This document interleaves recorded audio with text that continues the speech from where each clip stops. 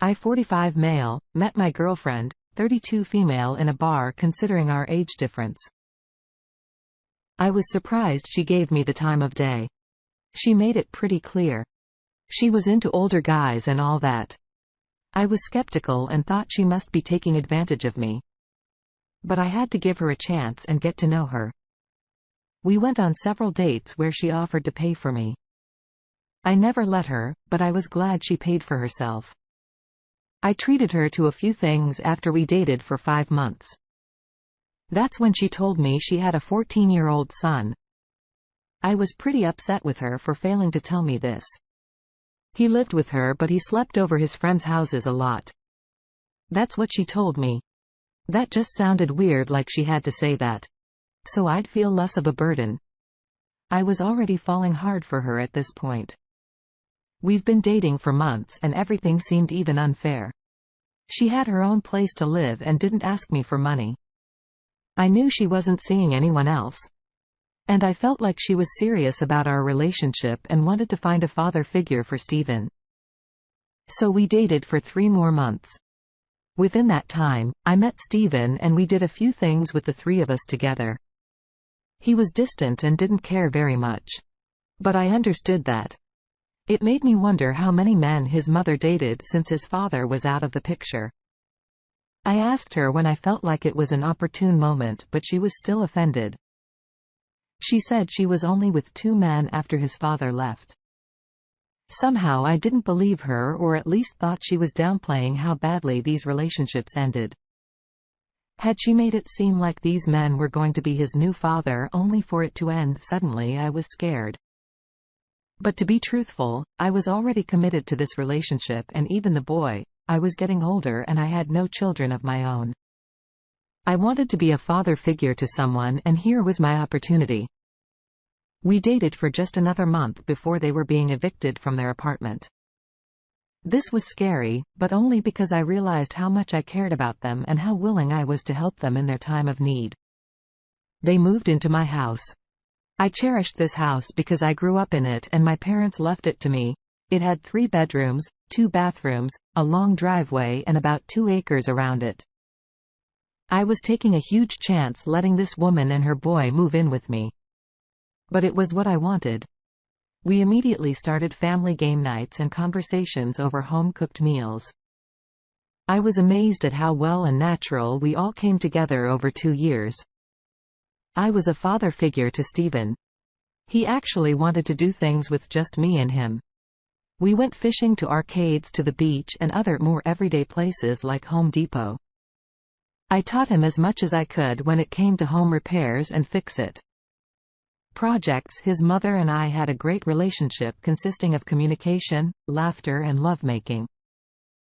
About a year after they moved in, she started going out with friends from work while I watched Steven. I should have checked her phone every once in a while or something. I thought it would be weird to ask, even though I saw some sheepish behavior on her part. Her phone was like her lifeline. She needed it for work. And our relationship was based on trust. I didn't feel like being her parent, checking her phone or asking her questions. One night, Steven was sleeping over at a friend's house and I was late coming home from work. I told my girlfriend I wouldn't be home until 12 a.m. when my replacement came in.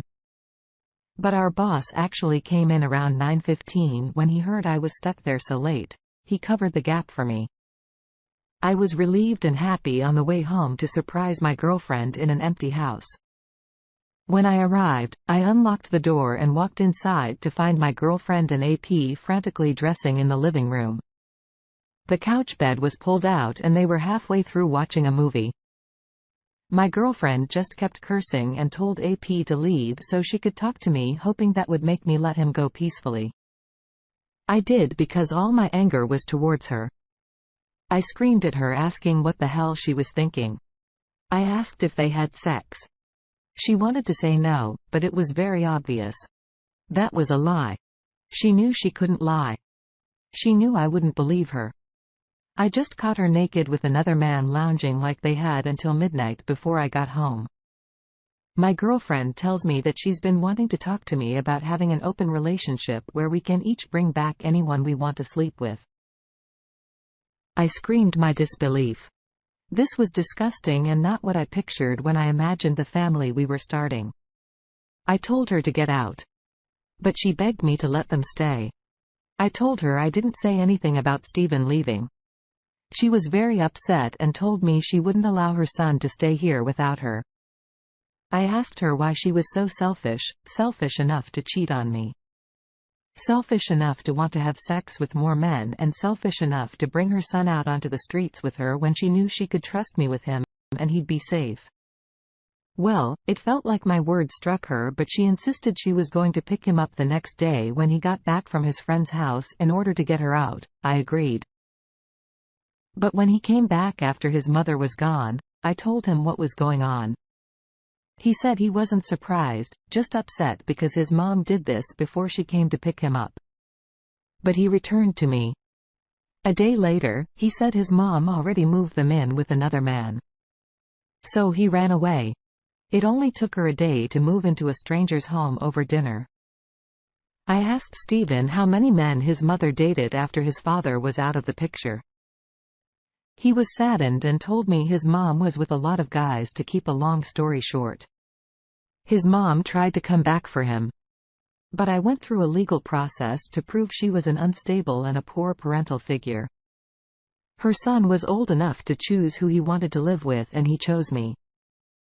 They don't have a relationship to this day, and it's not because I won't allow it. It's because Stephen hasn't felt like returning her calls or Facebook messages, as terrible as this relationship turned out to be with all the emotional pain and needless torment. I'm glad it happened. I'm glad I was strong enough to take a chance and try to become the man they needed in their life. It worked for Stephen, but not his mother. She wasn't ready to meet one man and stick with him. Not even if it meant stability for her son. You've done an amazing thing for Stephen. I am sorry. Your ex didn't have the honor or respect she should have had for you and her son. She was very selfish and irresponsible. And I don't think she would have asked you about bringing other people into the bedroom. If you didn't catch her with AP, she proved herself to be a repeat offender. It's a shame she couldn't make the right decision for her son and herself. She should have remained faithful to you, the man that showed them a stable and loving home life. I'm glad you didn't consider allowing her to stay in that house. You knew you had to be there for her son, but she was on her own. Her actions proved that she didn't consider either of you at all. I think you handled this perfectly so that Stephen could return to you and you could follow the proper legal steps to help change his life. Thank you for sharing this story with us. Now, let's get into our next story for today. My wife, 34 female and I 41 male, had an okay marriage, but after 7 years, we were pretty casual with each other. She kept busy on her phone with what I thought was games or Snapchats with friends from work. Besides her phone habits, had a really bad habit of speeding on her commute to work. One night, she came home, shaken and very upset. She said she was pulled over by the sheriff for speeding, that he was really mean to her and violated her rights. One example being that he told her he'd arrest her if she didn't roll down the window all the way. That certainly is a violation of her rights. And you can't really do that. I started to get mad. So I asked for the rest of the story. She just told me she got off with a warning that surprised me a lot. I asked how fast she was going and she didn't remember. She was suddenly much calmer, smiling in the kitchen. I asked if she was okay and she said she was fine. She was just glad she got off with a warning. She was cheeky. I was totally caught off guard by her odd behavior. She was just really upset. And then within a few moments, she was smiling and pleased. I never saw her act this way, but I let it go. It wasn't until over a year later that my wife was out drinking with people from work. She went out alone several times a month. I was at my friend's house when I got a call from my wife's friend named Ray. She said she was in the car with her on the way home. But my wife was pulled over by the sheriff and Ray thought was going to get a DUI. She suggested I come get them in the car. I asked where they were and she started typing but then stopped. 15 minutes passed before she texted, "Never mind. He let her go." I couldn't believe it.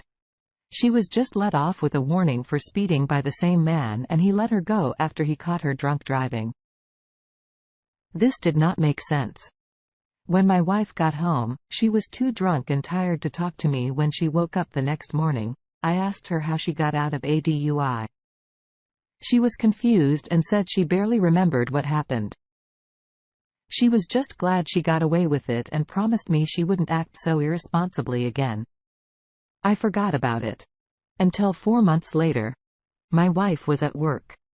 When Ray texted me again, she said my wife admitted something to her that night while she was drunk. The sheriff was apparently sweet on her because the first time he pulled her over, she flashed for him. I freaked out. I asked her if she was joking or if she thought my wife was joking because I couldn't believe it. She replied saying that my wife seemed completely honest. When she was drunk and pulled over last night, he asked her to get out of the car and they walked all the way behind the cruiser. None of the 3 women in my wife's car could tell what was happening and they were too nervous to get out. My wife returned about 10 minutes later and everything was fine. She made her friends swear they wouldn't tell me or anyone because she liked the sheriff too. I had to sit down. I thought I wasn't going to survive this. All I could wonder was why was I not good enough? I felt horrible, stupid and betrayed. Her friend apologized and said she didn't tell me for so long because she didn't think my wife was still seeing the sheriff until last night. Now she was sure she was seeing him because she snapped her a photo of them cuddling in his bed. My wife told her he was an amazing lover and she couldn't resist sharing her happy secret with her. Obviously, she still didn't want Ray to tell me, but she knew I deserved to know the truth. I asked her to send me the snap she sent and she just so happened to take a screenshot of it. I thanked her and hung up. I drove to my wife's workplace straight past the receptionist right up to her cubicle to yell that she cheated on me with the sheriff. She screamed, "No," and started whispering to try to get me to talk quieter. I backed up yelling, announcing I had proof that she slept with the sheriff. She just stood there turning red. She fidgeted, folded her arms, then grabbed her stuff and left the building. I felt great as I followed her in the gaze of all the people she worked with outside. We had a giant fight where she tried to say I embarrassed her at work. When I didn't have to do that. I said she deserved that and worse and showed her the photo, her face twisted until she covered it with her hands. She sobbed. I left her there and went to the police station showing them the photo. Then the sheriff came out. I showed him the photo and told him I planned to do everything within my power to pry that badge off his chest. All it took was an internal investigation with a look at the body cam footage of the stops with my wife. His hands could be seen cupping her chest before he remembered to turn off the camera. He was not expecting to get caught. He was fired and charged with misconduct. My photo proved she was sleeping with him. So in the divorce, she was ordered to pay me alimony and move out of the house. It was a huge relief the whole time during our separation and divorce. My wife swore she didn't even want to be with the sheriff. She said she did it to get out of jail time and had to keep doing it. So he wouldn't pull up old evidence and arrest her. She found out shortly after moving in with somebody that she was pregnant with his child. She had a lot of growing up to do really fast. Summarizing this story doesn't really explain how hard it was to stay strong and optimistic. I'm still skeptical of dating or trusting anyone. I am so sorry your wife did this to you. If she was to remain faithful, she never would have considered showing that man anything, no matter what her consequences would have been for speeding or DUI. It wouldn't have been as bad as her exposing herself to the sheriff. She started a forbidden lustful relationship that only made things worse. It doesn't surprise me one bit that she had trouble ending this affair because there's always a chance the sheriff would threaten her for more. Both of them are terrible and selfish without consideration for others, respect or pride for the role they were meant to take on for themselves and their loved ones. I'm relieved that you discovered the truth even though it didn't come to light for a while. You understand what a relationship takes. And so you understand that your wife failed you. Divorce and a fresh start is the right path to take. Although it will feel difficult and like it's worse than simply forgiving her, forgiveness isn't easy and usually more often than not relationship issues. Follow. This is your chance to find a woman who understands what it means to be married, respectful and faithful. Thank you all for taking the time to listen to today's stories. If you enjoy listening, please feel free to like and subscribe if you haven't already.